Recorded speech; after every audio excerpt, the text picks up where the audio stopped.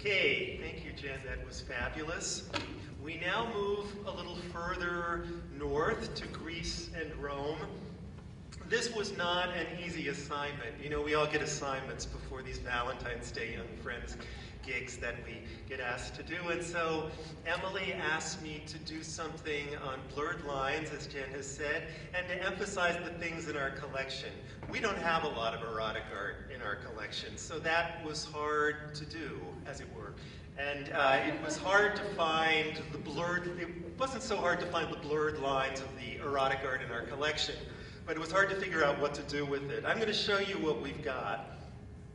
Okay, this is not, you know, going to excite anyone too much, I think. So we have, these are all small bronze amulets. So here are testicles and a broken penis. This is an unbroken penis, circumcised, of course, because circumcised penises were funny in Greco-Roman mythology and art. And then this one, you know, I'd never seen this before. I just did a search on the collection. No one ever told me we had this. It's in the storage, as you can imagine. It's a charm with a penis on one end and a fist on the other.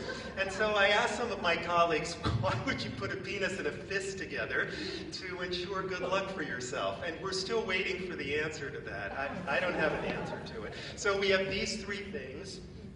We have a lamp, this is probably late 2nd, early 3rd century AD, of a woman copulating with a swan, and then a herm, so a figure of the god Hermes, and with a phallus, a penis, appended to the front of it. This is rather small, but it probably dates to the same period as the lamp, so sometime in the late 2nd century AD. So this is what we have. This is it. And so I realize there's not a great deal that I can do with these. I will explore some of the issues that are represented by these 5 pieces, and I will also do it in the context of blurred line themes. So blurred lines, the blurriest of the lines, I suppose, is Hermaphroditus. So a creature, a mythological creature with the anatomical features of both a man and a woman. Hermaphroditus began his life as a man. There was a woman, a nymph, who was in love with him. He had no interest in her. One day he jumped in the lake to take a swim, and she jumped in after him, threw her arms around him, and prayed to the gods that their bodies be joined as one, as they were. And so they became one entity with both male and female organs, and Hermaphroditus became the type name for a hermaphrodite. I thought we might want to, so this is the famous statue, obviously, and there are copies. The Greeks and Romans loved this statue. So there are copies all over the Mediterranean. It was not an uncommon thing to have in your garden, you know, as you were watering the plants. You'd walk past the hermaphrodite. So you see, obviously, the male sexual organs and then the breasts of the figure here. And the Hermaphroditus is usually represented sleeping. I thought we would explore the parents of Hermaphroditus, or the names that are put together to form Hermaphroditus, Hermes and Aphrodite. So Aphrodite, the mother, has a lot of unusual stories attached to her cult or her myth. And many of you know of Aphrodite because obviously she's the goddess of love, known as Venus in Roman mythology. The version I chose to present to you is the one from Hesiod. So this is from the late 8th century BC.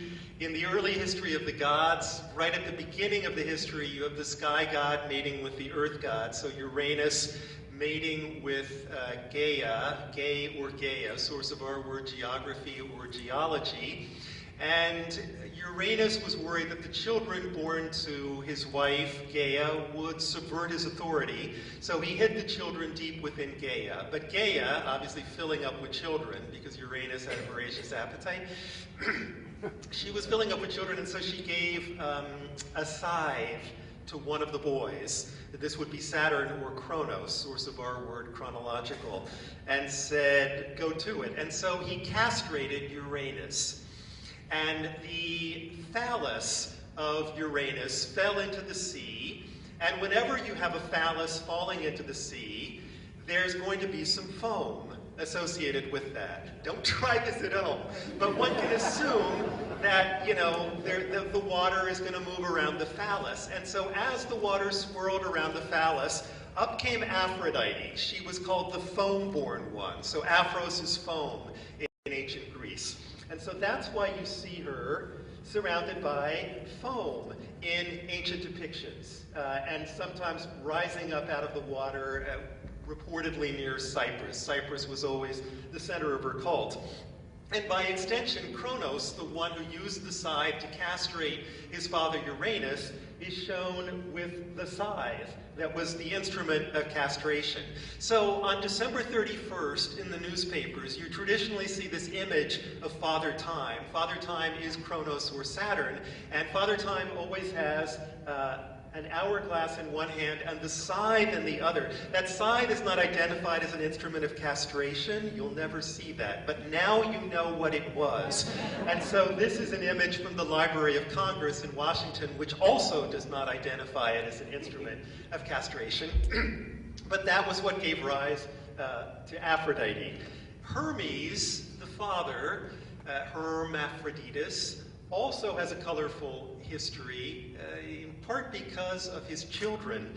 You are all aware of the existence of Herms, I think, in ancient Greece. These are pillars, and you see the one that we have in the Greek gallery with the portrait of Hermes, also known as Mercury in Latin. He was the god of travelers, the god of wealth and bankers, the god of thieves. If you're a god of bankers, you're a god of thieves. Money in general, writ large. And he's traditionally shown on a herm with an erect phallus on the front of it. So this is a comical version of it, but it gives you a fairly good example of what these herms would have looked like. In deference to the sensibilities of the children, we've done it in a rather abstract way. So I don't think anyone who comes into the Greek gallery has any idea of what this is, an erect phallus and testicles pointing to the sky. But it was common for these herms.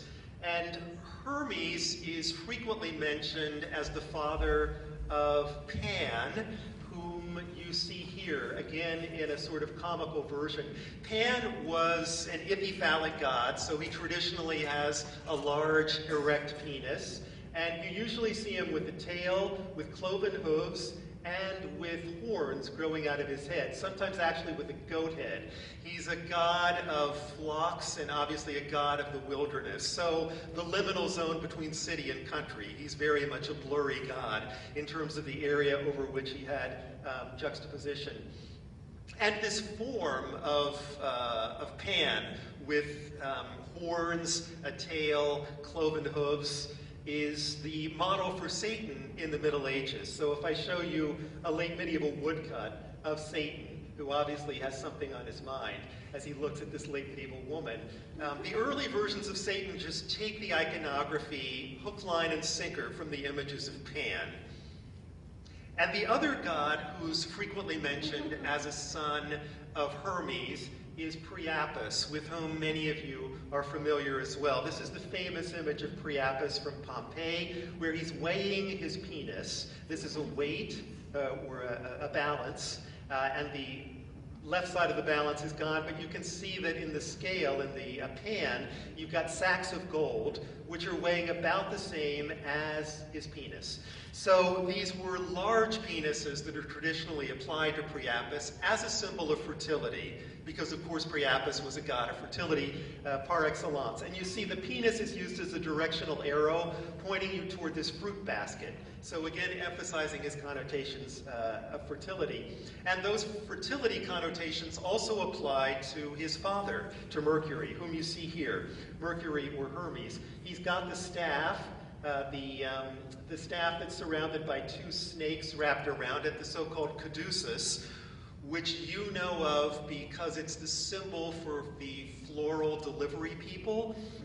They don't go into the further iconography of Hermes or Mercury as they're discussing the rapidity with which they deliver flowers, but flowers, of course, are one of the attributes of fertility, and Hermes is very much a part of that. The other god often mentioned as a father of Pan and Priapus is Dionysus, and he's also a god who reigns over a blurry region in that he's very much in the same liminal zone as Pan, between city and country. And you see him here in this early 5th century BC vase by the Cleophortes painter, and he was always surrounded by satyrs, who are traditionally represented as fertile, erotic beings who cavort in the countryside and chase maenads and do interesting things with their penises. So here you see a wine cup. He's the god of wine par excellence, of course, Dionysus or Bacchus. And so too are his associates, who have tails, and this one is balancing a cantharos, a wine cup, on his penis. And they are all working and living and cavorting in the same general zone as Pan and Priapus. Dionysus or Bacchus is a god whose cult was one of the mystery cults. That's to say that it was a cult focused on a dying and rising god. From the death of an ancient in the cult would come some sort of life or afterlife. And so this ties into the notion of fertility. By extension, because Dionysus is a god of the afterlife and of positive forces, the phallus, the penis, the erect penis, which comes to be a symbol of Dionysus, also gets used as what we call an apotropaic device. That means warding off evil spirits. And so if you're building a temple in the ancient world and you want to make sure that no evil spirits no evil spirits come close to the temple, then you would want to put on the top of the temple an acroterion, which might look like this, the figure of a man with a large erect penis, which was not intended to be funny. It was intended to symbolize fertility and also had an apotropaic function, keeping any evil spirits at bay.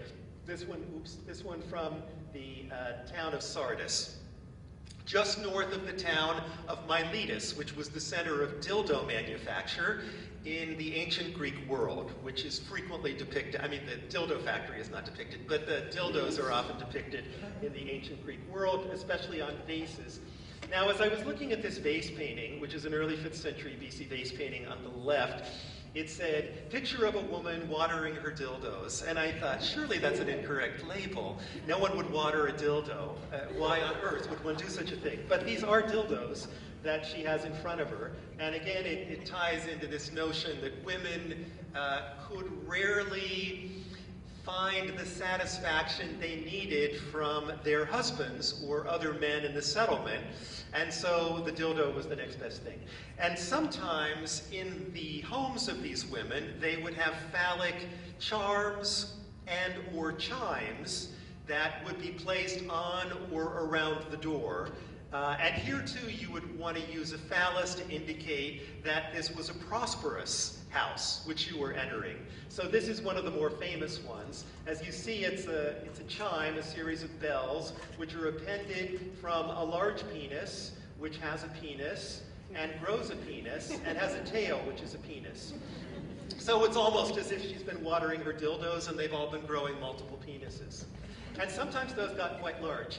If we were to go to the sanctuary of Dionysus on the island of Delos, or the sanctuary of Apollo and Artemis on the island of Delos, which is where they were born, and you went to the area that was sacred to Dionysus or Bacchus, you would see these enormous phalluses that would symbolize the cult of Dionysus. And so you see where we are. We're right in the middle of the Aegean Sea on the island of Delos, right next to the island of Mykonos. I put a figure in for scale, which gives you an idea of how large these phalloi and the associated testicles actually were. These weren't intended to be funny. They were symbolic of a particular god who was associated with theater and was one of the most important cults in almost any civilization in the ancient Mediterranean. One of the other features I thought of as appropriate for blurred lines is cross-dressing, which of course we do find in mythology here and there. Staying with the cult of Dionysus, the most famous would be Pentheus, who initially resists the cult of Dionysus, but then is driven into a state of sort of madness and ecstasy, puts on the clothing of the maenads, and then is subsequently torn apart by the maenads. So an unfortunate story, obviously, at least if you're Pentheus, but an indication that one should not resist the rule of Dionysus. This notion of cross-dressing appears from time to time in a variety of cults. So we get it with Hercules. This painting actually is in the Pompeii show at the Franklin Institute, which is on even now as we speak, so I urge you to go see that. But in some of these paintings, you would have in some of these houses, you would have paintings representing Hercules doing penance in the kingdom of Lydia. That's in west central Turkey, with Sardis as the capital, which I mentioned a few slides before, where he's compelled to serve one of the queens of Lydia, a woman named Omphale, whom you see here in the reconstruction and then over here in the actual painting. She's wearing his lion skin headdress and has his club, and he's wearing the dress of women. This is intended to be humiliation, so this actually would be funny, unlike Pentheus. And then we get several gods who are also the product of blurred lines, such as Athena, who is born from the head of a man and technically has no mother. This is another situation where you have one of the supreme gods who's worried that the child that he bears will grow up to be mightier than he. And so some of the early gods either hid the children within the mother before they could see the light of day, or they would eat the children. That was what Kronos did, having been mindful of what had happened to his father. He had castrated him. In the case of Zeus, Zeus swallows the pregnant mother before she can give birth. So technically there is no mother, but Zeus has to give birth to her from his head. And this is Athena, or Minerva, which was the primary statue in the Parthenon. This is obviously not the Parthenon in Nashville. This is the Parthenon in Athens. This is the Parthenon in Nashville. As you know, Nashville built a full-scale replica of the Parthenon to highlight the fact that Nashville is the Athens of the South. To convey that notion, the easiest way to do it is to rebuild the Parthenon to scale, which is what they did with the colossal statue of Athena inside. And so this is right after she's been born from the head of Zeus. When she's born from the head of Zeus, she's already fully grown and fully armed. So there must have been a certain amount of pain involved in the birth. And you can see from one of the base paintings in the Greek gallery, you have Athena standing on the lap of Zeus. She's just been born, and she's about to jump off and then grow to full size. So this you can see in the Greek gallery just down the way. The other creatures who sort of span the spheres of male and female, blurring the line between the genders, are the Amazons, who reportedly lived in what would now be southern Russia, basically in what would now be Ukraine.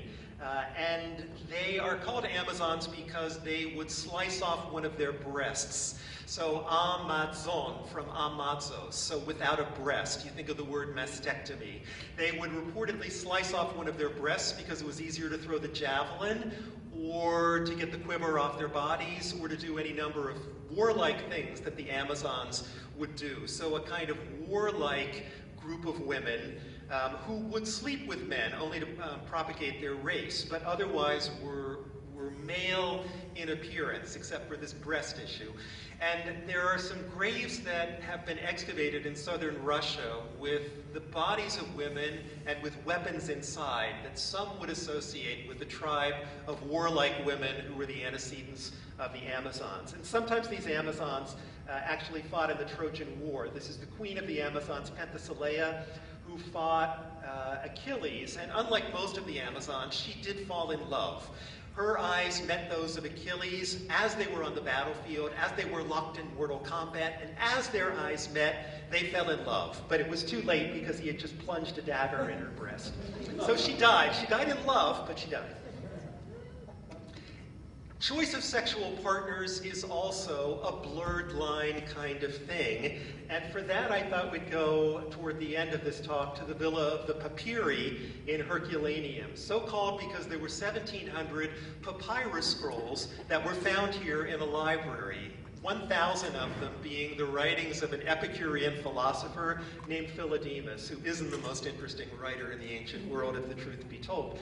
But in the library, 1,700 of these scrolls have been found, and some of them can actually be read. even more now with mass spectral imagery, which enables us to distinguish the black ink from the carbonized background, which is always a problem before. And next to the library was an interesting statue of a Pan-like figure having sex with a goat.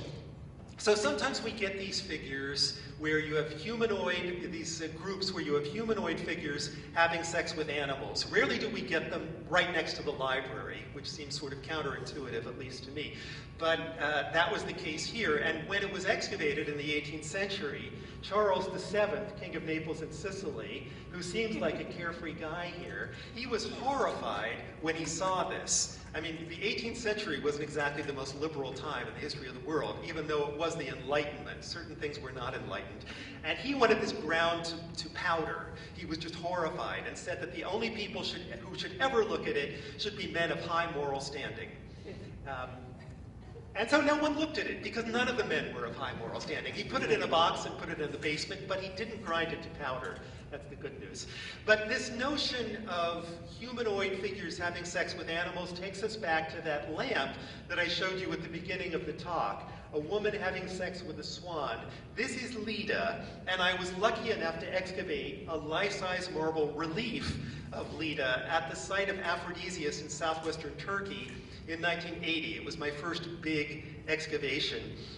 And as we cleared away the earth, this is what emerged. Leda, buckled over in pleasure. I mean, her body is literally buckling. As she's having sex with this swan, you can see that the webbed foot of the swan is tightly clutching Leda's thigh, and Cupid, or Eros, her son, is hiding behind the wing of the swan and watching with his knees buckling in the same way that Leda's are, so in a kind of voyeuristic capacity. And although this seems comical to us, the union of Leda and the swan, Leda, after having sex with the swan, lays an egg, because she just had sex with a bird. So the egg then hatches, and from it comes Helen of Troy, and that sets in motion a chain of events that ultimately leads to the Trojan War. So it's part of a much longer narrative cycle in the building that I excavated at Aphrodisias that you wouldn't necessarily understand just looking at this particular image. But one can imagine there were probably a lot of lamps that showed different scenes from the Trojan War, of which this was only one of them.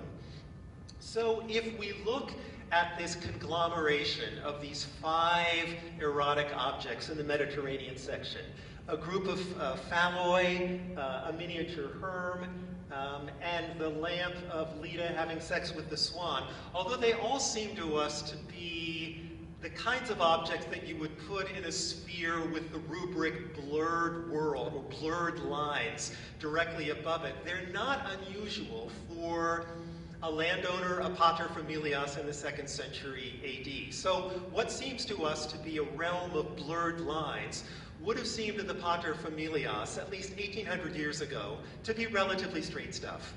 Thanks very much. Thanks for your support of the museum.